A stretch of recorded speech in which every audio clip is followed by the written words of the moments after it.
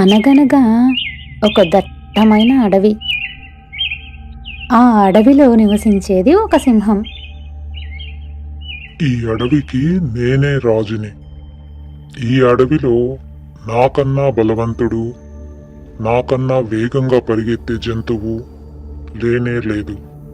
అందుకే అందరూ నన్ను మృగరాజు అంటారు. ఒకరోజు వేటకు వెళ్ళి బాగా అలసిపోయి ఒక చెట్టు కింద కూర్చొని ఉంది. ఈ రోజు వేట చాలా పెద్దది. కడుపు నిండా తిన్నాను. ఇక్కడి నుండి ఒక్క అడుగు కూడా వేయలేను. కొంచెం సేపు ఇక్కడే విశ్రాంతి తీసుకోవాలి.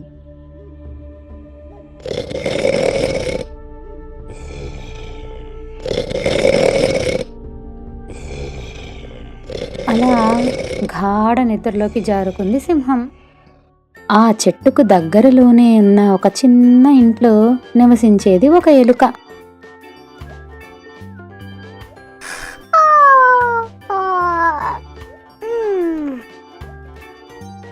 అబ్బా, ఈరోజు ఎంత బాగుంది బయట. ఎంచక్కా నా ఫ్రెండ్స్తో ఆడుకోవచ్చు. ఈ పూలు ఎంత అందంగా ఉన్నాయి.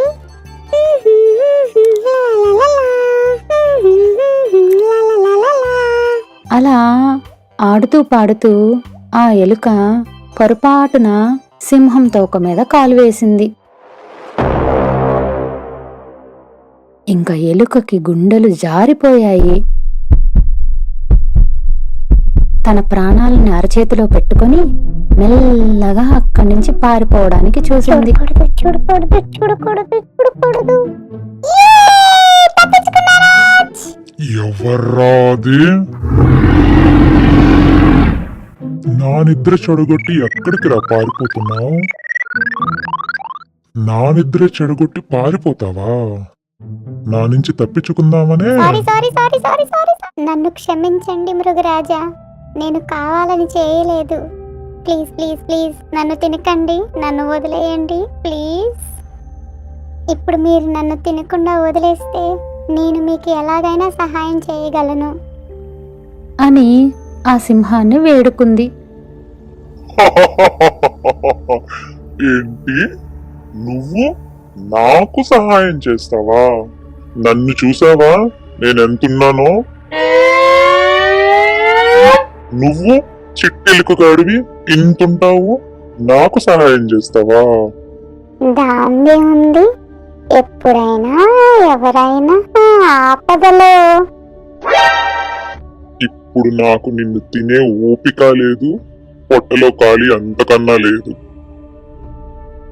నా పొట్టలో ఖాళీ లేక నిన్ను వదిలేస్తున్నా. పారిపో. నీకెప్పుడైనా నా సహాయం కావాలంటే ఇప్పుడు ఇక్కడి నుంచి వెళ్తావా, తినేయమంటావా? వద్దు బాబాయ్, పారిపోతా. అలా ఆ ఎలుక వెనక్కి కూడా తిరిగి చూడకుండా పారిపోయింది. కొద్ది రోజులు గడిచిన తర్వాత సింహం ఒకరోజు వేటకు బయలుదేరింది.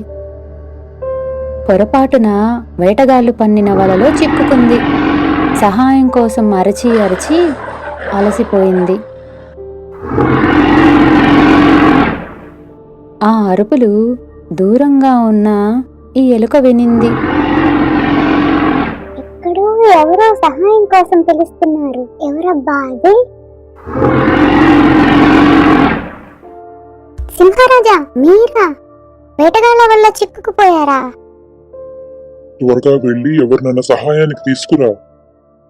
నేను ప్రయత్నించి అలసిపోయాను. ఇక నా వల్ల కావడం లేదు. నువ్వు త్వరగా వెళ్ళి ఎవరినన్నా సహాయానికి తీసుకొనిరా. వేటగాళ్ళు తిరిగి వచ్చే సమయం అవుతుంది. వాళ్ళు తిరిగి వచ్చేలోపు ఇక్కడి నుంచి నేను పారిపోవాలి. త్వరగా వెళ్ళు, ఎవరో ఒకరిని సహాయానికి పిలుచుకురా. ఆ రోజు మీరు నన్ను ప్రాణాలతో వదిలేశారు. ఈ రోజు నేను మీకు ఎలాగైనా సహాయపడగలుగుతున్నా. నాకు చాలా సంతోషంగా ఉంది. నువ్వేం చేయలేవు. నేనే ఏం చేయలేకపోయాను.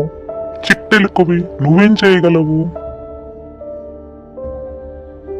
చూడడానికి చిన్నగానే ఉన్నా పదునైన పళ్ళు ఉన్నాయి నా దగ్గర అంటూ ఆ వలకి ఉన్న తాళ్ళు అన్నీ కొరికేసింది. అలా ఆ ఎలుక, ఈ సింహం రెండూ అక్కడి నుండి పారిపోయాయి. నువ్వు చిన్నగా ఉంటావని, నువ్వు నాకేం సహాయం చేయగలవని నేను నవ్వాను. ఎదుటివారు ఎంత చిన్నవారు అయినా సమయం వచ్చినప్పుడు పెద్ద సహాయం చేయగలరని తెలుసుకున్నాను.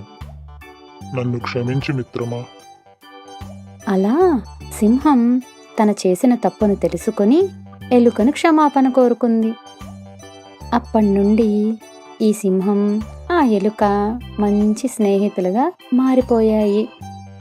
అలా కథ కంచికి మనం ఇంటికి.